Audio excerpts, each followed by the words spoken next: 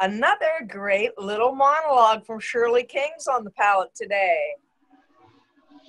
Shirley wrote this piece about Oliver, and she wants to keep that private. Sometimes we playwrights do that. We all write about people we care about, things we care about, and sometimes it's very personal.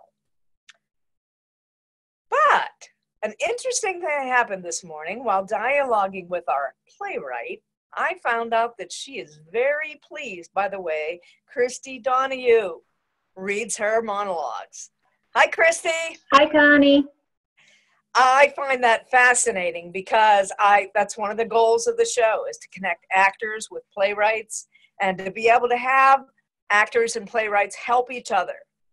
Tell us a little bit about your process. When you get a monologue, how, was one different from the other? And I know you said before too that you like Shirley's work and she likes your work. And this is since the dawn of time. Actors and playwrights have worked together. Chekhov, Danchenko, and Stanislavski, that, people come together, and that's how the process works. But tell us a little about your process. Well, I love Shirley's work. Everything of hers that I've read, her voice is very natural, at least to me, so it's very easy for me to see the real person in the story.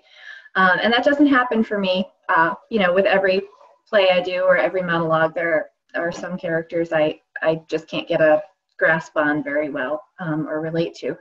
But Shirley's writing, it's very easy for me to get a picture in my head of the person telling the story. And my process is pretty simple. My whole life I've been an avid reader, so I get pictures in my head when I read. So I read through the monologue at least once, kind of quickly, because I sort of rush to the end. I want to see, how everything turns out. And then I go back and I read it several more times until I'm seeing the pictures in my head, the space where the monologue takes place. But I look like who I'm talking to. And then, especially with Shirley's writing, it's easy for me. And in this one, I don't want to give anything away either. I feel the same way about the Olivers in my life that Shirley feels about the Oliver in her life. So that's super easy for me. So what if you were going to take this to the stage? What would be the next step? Just give us a hint. We just want a hint for people that are new to the theater, coming on board, watching, listening. So brand new, memorize it.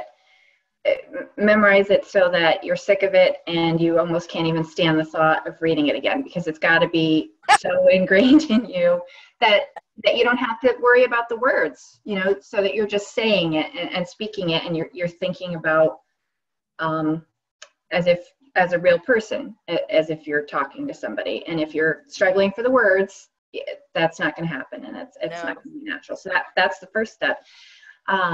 And then, I have my ideas and I think it sounds good when I'm doing it or in my head, but I would then go to, a friend in theater, somebody who's had some directing experience, and ask them to watch me and give feedback on it.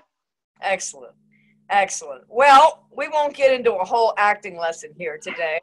So without further ado, our resident playwright, the queen of monologues, Shirley King, read by Christy Donahue. Thank you. Okay, here's the story. Making tracks to my office when this woman checking her phone almost knocks me over. Oops, she says. Are you okay? I say, I guess. And then I recognize her. Jamie Carter, head cheerleader at Castlemont High, where I was class nerd. I know. Not cool then, but now I'm CEO of Computers R Us. Yes, seriously. Jamie probably won't even recognize me. But when I do a quick trip down memory lane, guess what? She does. Well, after all this time. But fast forward. Here she is at 5th and Market looking totally stressed. Why? Well, she needs to firewall a guy named Sam who hates Oliver and is making her crazy. Well, I should have let it go. I mean, I got work to do, but I just had to know. Who's Oliver? Why does Sam hate him? And could she make this short? Turns out, Oliver's the love of her life, that's all. And get this, They live together. So does that make Sam chopped liver? Well, the plot thickens. Seems Jamie hooked up with Sam 2 months ago. She's got 2 guys. Lucky her. Top it off, she loves both Oliver and Sam. But, reality check, she can't have both. How did this happen? Seems she went clubbing one night, met Sam, and invited him back to her place. Huh? What about Oliver? Didn't he object? Seems Oliver was sleeping. Oh my God, I can't leave now. Work will have to wait. Fortunately, Sam left early and Oliver never saw him. But Sam wasn't exactly, what? Come on, Jamie. Toss breadcrumbs so I can follow this trail. Well, Sam was totally bummed, Jamie says, but thought it over and called the next day to say he guessed they could hang at his place. So Jamie buys in. Of course she does. Why do I even ask? What is wrong with this picture? But speaking of, if she's serious about dumping Sam, does she have snaps? Yes, on her phone. Wow, he looks like a keeper. Still, it's over and she needs to bow out.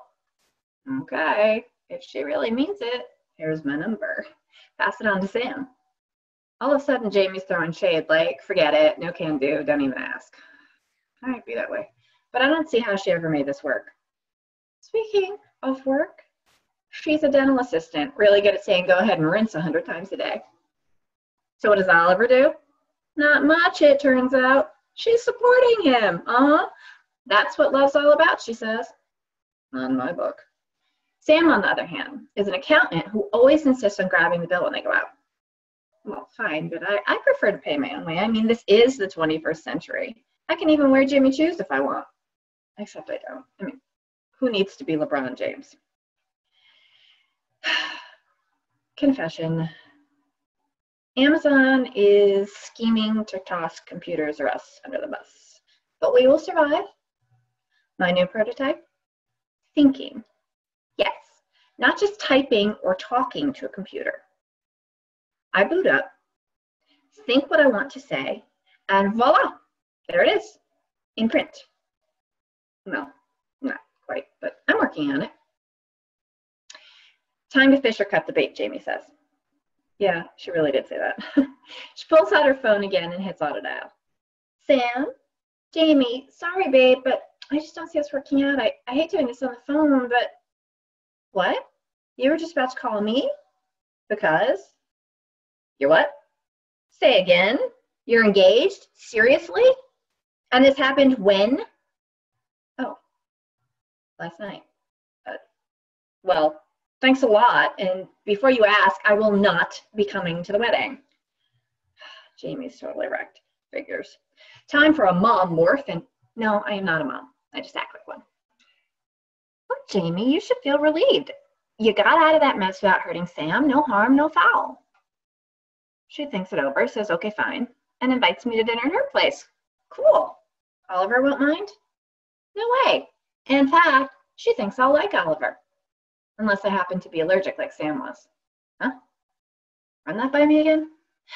Moving on, Jamie says she's off to buy Fancy Feast, but she'll see me tonight at 7.